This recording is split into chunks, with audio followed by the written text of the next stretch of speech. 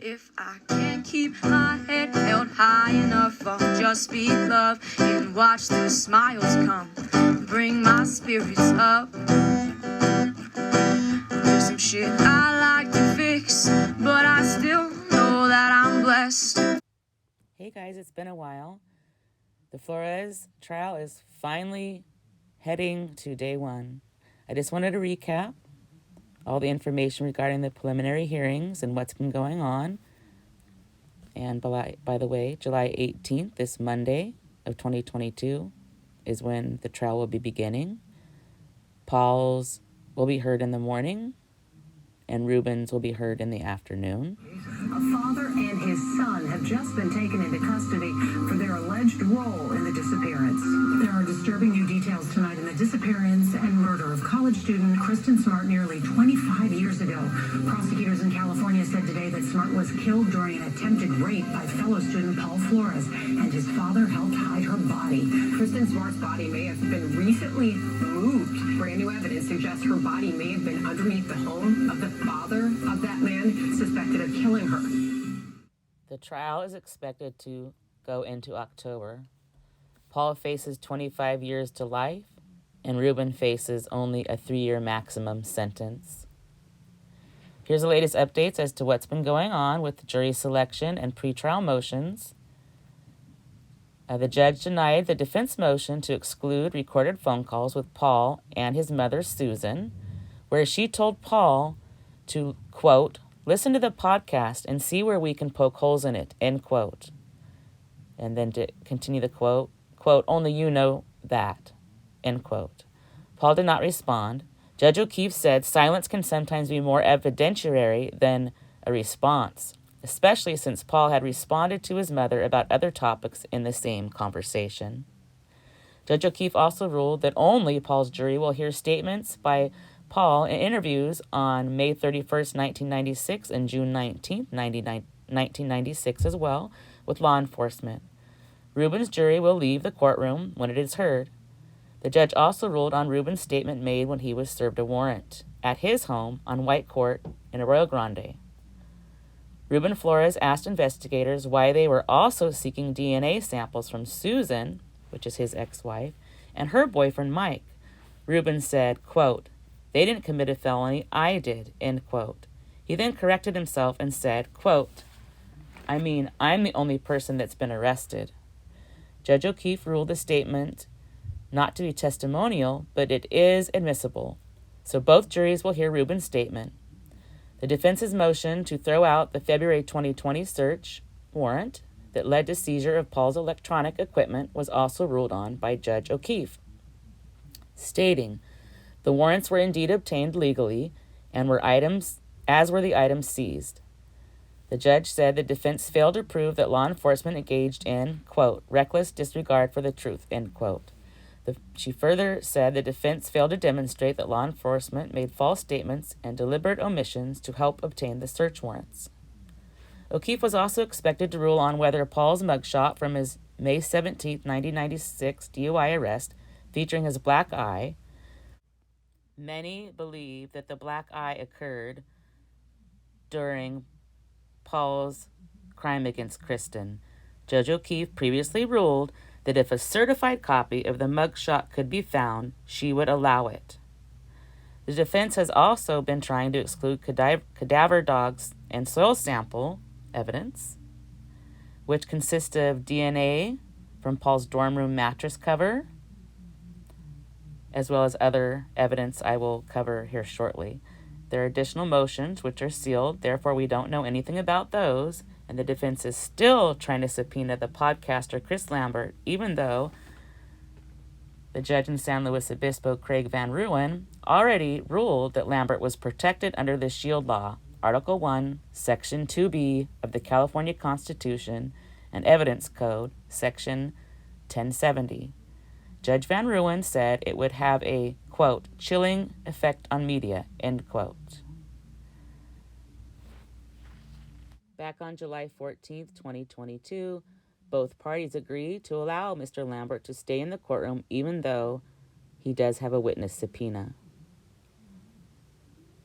Following that, Judge O'Keefe just now ruled that Chris Lampert, the podcaster, by the way, I highly recommend the podcast. You can find that online under Your Own Backyard. Great information. Judge O'Keefe noted that privileges of defendants must be equal to those of the reporters. She also said to subpoena him at this point would be impeachment. The information and interviews are restricted and protected. She decided to quash Sanger's, which is Paul's defense attorney's, subpoena. She said it could possibly change once the trial gets going. She may reconsider her ruling, and Lambert is still allowed to stay in the court and observe. As already ruled, that has not changed. Jury selection for Paul's jury was completed first. There was a delay in the proceedings due to a medical condition of an unnamed person who was part of the case. No other details were given regarding the delay or who it was or what the medical condition was. On July 14, 2022, Judge O'Keefe ruled that soil samples and stain samples will be allowed. The judge ruled Susan Flores, Paul's mom, will not be excluded as a witness. And the defense wanted to exclude expert testimony from archaeologists and forensic scientists. The judge decided they were qualified professionals and will be allowed to testify. DNA and HMEC testing, which is human mammary epithelial cells, were found in soil and on Paul's dorm mattress cover. That will also be admitted. It was ruled that witness Jennifer Hudson's testimony is appropriate, but with limitations. If you remember, Jennifer is the one that claimed that Paul made statements about burying Kristin.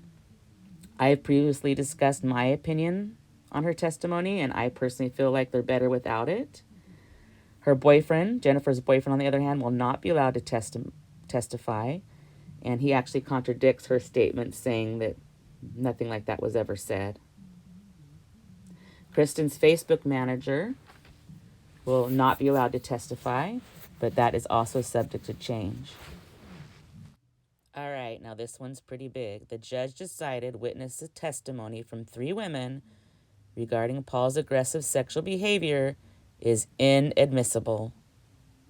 3 other women who state Paul sought them for sex when they were so intoxicated they were not able to consent will be allowed, but they will be subject to rigorous cross-examination. The judge will not allow the pornography videos, the other sex videos, and Google searches that Paul did on morbid rape sexual content that was found on his phone and electronics. Today, Friday, July 15, 2022, the prosecution will share 3 reports never disclosed regarding statements Paul made in his dorm and inside detectives' vehicles back in 1996. I look forward to learn more about these statements. Kristin's mother and other family members have been in court. And please don't forget the 2626 campaign for Kristin's family. It can be found online. It's a GoFundMe account. There's a lot of cost involved for them traveling to attend the trial as it's far from their home.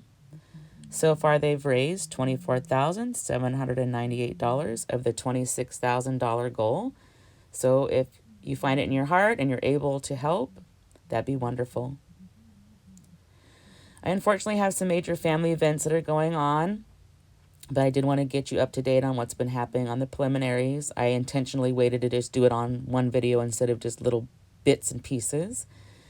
And I'm going to do my best to stay on top of the trial and report to you what I hear, what I know, anything local that might be known that maybe isn't totally publicized. I'll check several news outlets to compile my information, since I cannot at this point be on Zoom, but I do know it's going to be covered. So hopefully I'll give you some good comprehensive coverage, and thank you for watching my videos. And as always, justice for Kristin. After years of calling Paul Flores a prime suspect, police finally arrested him for murder. His father, Ruben, arrested as an accessory to murder.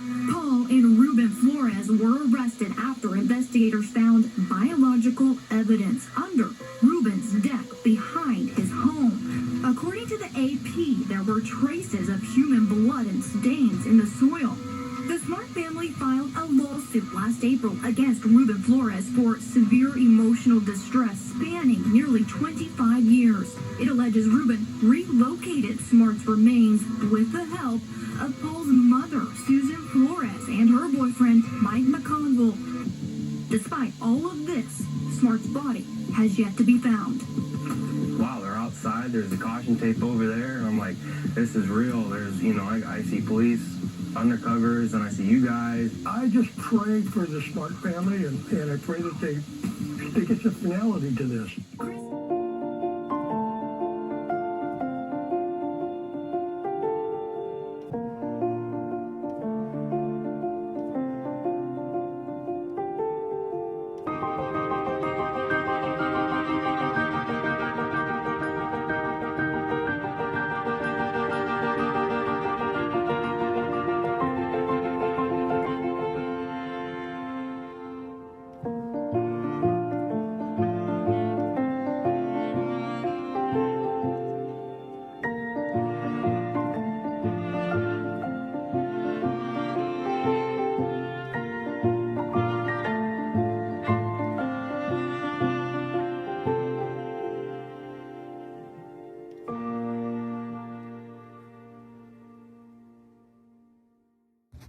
If I can't keep my head held high enough, I'll just speak love and watch the smiles come. Thanks for Bring watching. my spirits up. Don't forget to stop and smell the flowers. There's some shit I like to fix, but I still know that I'm blessed.